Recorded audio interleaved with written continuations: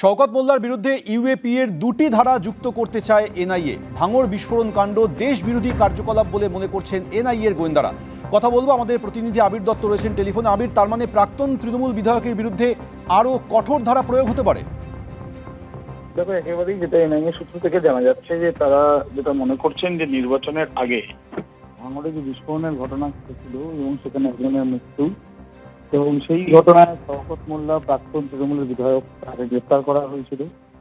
এই ঘটনাতে মোট শওকত মোল্লা সহ যে চারজনকে গ্রেপ্তার করা হয়েছে, সেই পরিপ্রেক্ষিতে এই তদন্ত করতে গিয়ে তারা যেটা মনে করছেন যে এই ভাঙড়ে বিস্ফোরণের ঘটনা দেশ বিরোধী কার্যকলাপ, সেই জন্য ইউপি ধারা 16 এবং 18 ধারা যুক্ত করতে চেয়ে এনআইএ আজকে এনআইএ স্পেশাল কোর্টে আবেদন করে। যে আবেদনের শুনানি হবে আগামী সোমবার দিন, এমনটাই জানা যাচ্ছে।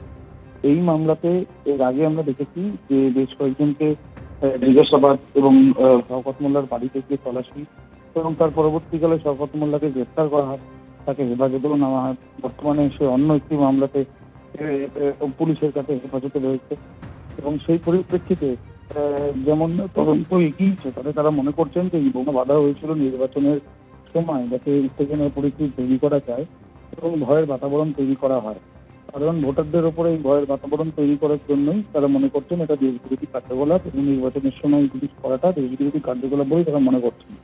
এবং সেই জন্যই 16 এবং 18 ধারা যুক্ত করতে চেয়ে তারা আবেদন করেছেন। আদালতে সেই আবেদনপত্র তারা জমা দিয়েছেন। আগামী সোমবার দিন এটা নিয়ে শুনানি হবে, এমনটাই জানা যাচ্ছে।